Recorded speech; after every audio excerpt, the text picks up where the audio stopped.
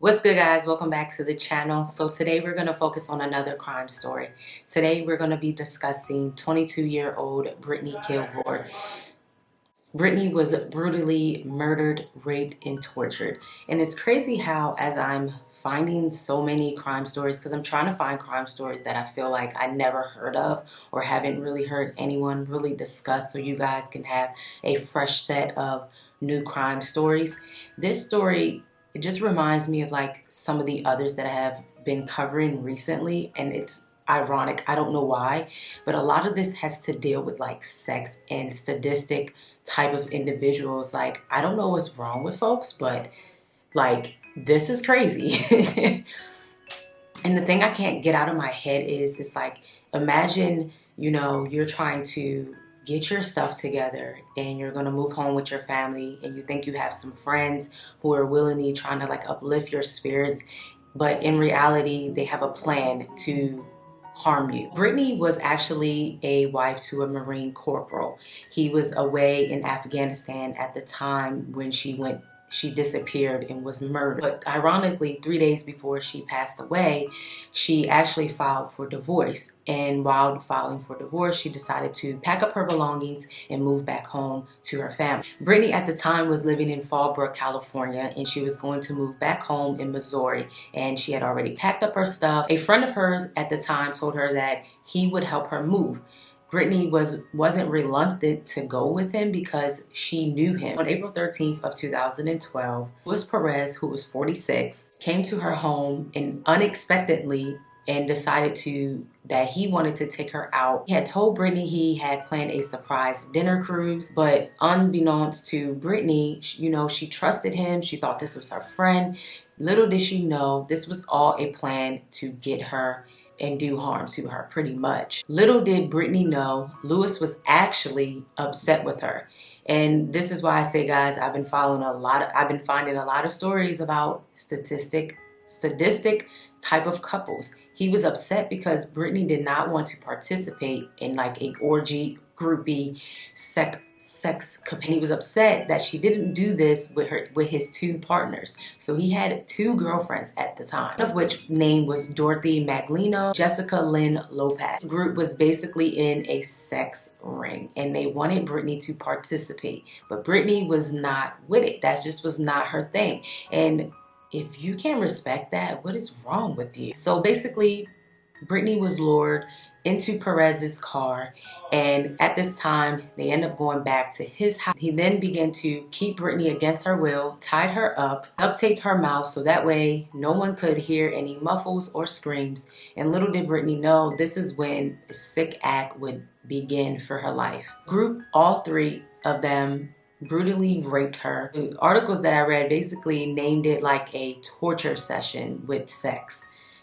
They used different sex toys, whips, chains, and they also used a stun gun on Brittany as well.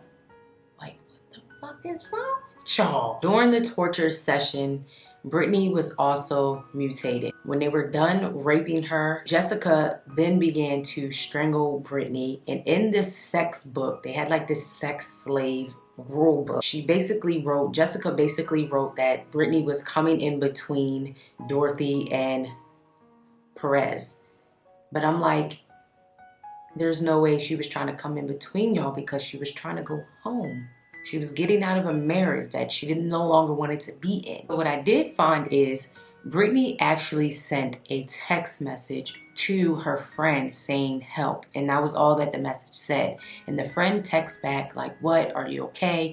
Basically panicking because they didn't know what was going on and if Brittany was actually infected. So the sheriff's office ended up calling Luis Perez to ask him some questions about the disappearance of Brittany, because it had been reported from her friend he was the last person to have seen Brittany. So he basically tells law enforcement that they had a date, but he ended up dropping her off downtown near a club. And basically when he dropped her off, he was trying to find parking, and when he found parking, he was trying to find Brittany, but he couldn't find her, so he ended up leaving. So the deputy that interviewed him asked if he could look into his vehicle, and unbeknownst to Perez, he did not decline. He let the officer look into his vehicle. So the first thing that the detective noticed was there was fresh mud stains on the vehicle, and also that Perez's shoes were also in fact muddy. Perez tells the police his car and his boots are like that because he had just got some wood from the camp. The deputy did take a blue latex glove. It appeared to have blood on it, so he put it in the bag, of course, putting the evidence up. And there was also a stun gun, which they used to kill Brittany, used in the sex thing, and that had blood and hair follicles on it. And at this time, this is when Perez became a prime suspect in the disappearance of Brittany. He was arrested because he had a AR rifle that was apparently stolen, so he was picked up on theft. As the case begins to unfold, investigators then begin to get text messages from his phone. The detectives then begin to question Dorothy and Jessica. And this is when Dorothy basically states, he came home around 10 p.m., trying to basically give him an alibi. So on April 15th of 2012, they began to search the home of Perez, Dorothy, and Jessica, because they believe this is where, in fact, they killed Brittany. When they got there, of course, they seen the sex dungeon, the sex toys, all of that crap.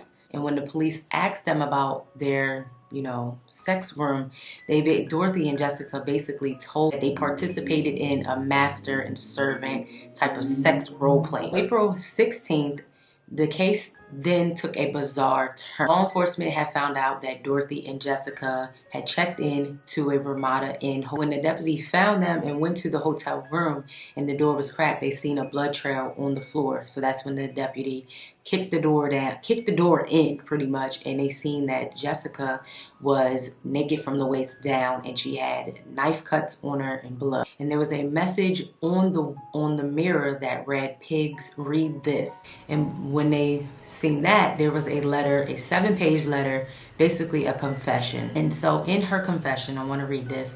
Lopez admitted using a ligature in the sex dungeon in the Fallbrook house to strangle Brittany Killgore to death. She killed the victim out of fear Luis Perez was seduced by her. After half-hearted attempts to dismember her body, Lopez doused the naked body with bleach to destroy the physical evidence. She wrote that she hid the body of that whore in almost plain sight near Lake Skinner, noting that the police could find her handcuff marks on the victim's wrist. Lopez said she had deposited the knife she had used in her attempts to chop her up in a beach restroom in Oceanside. The police would also find a pair of handcuffs with the knife. In her statement / suicide note, Lopez said she was taking full responsibility in Brittany's murder. But then around 2:30 that afternoon, they had found Brittany's body, and Luis was already in prison for the death charge.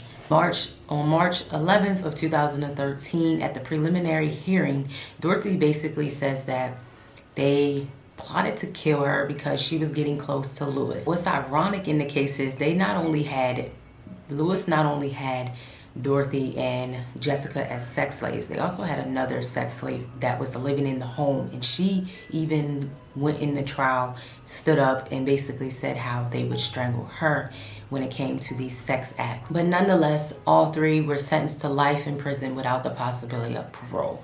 They killed this girl all because of one or two feeling that she was getting a little too close to Luis when you befriended her and were trying to be her friend. I don't understand that at all. It's like, what is wrong with people? Like, what's wrong with people?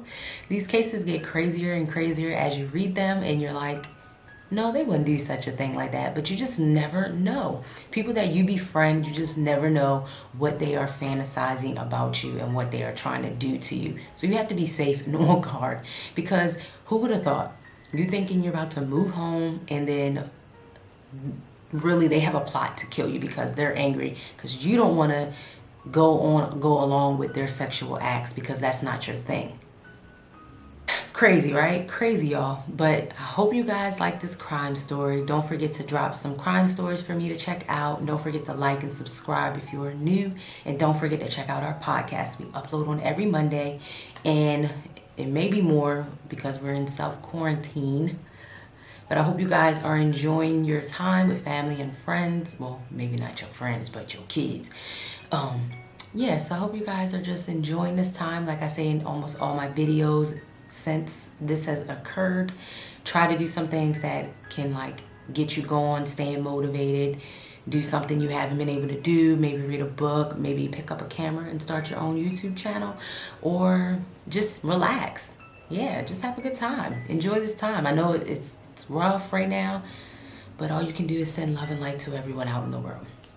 So guys, until the next video, I will see you.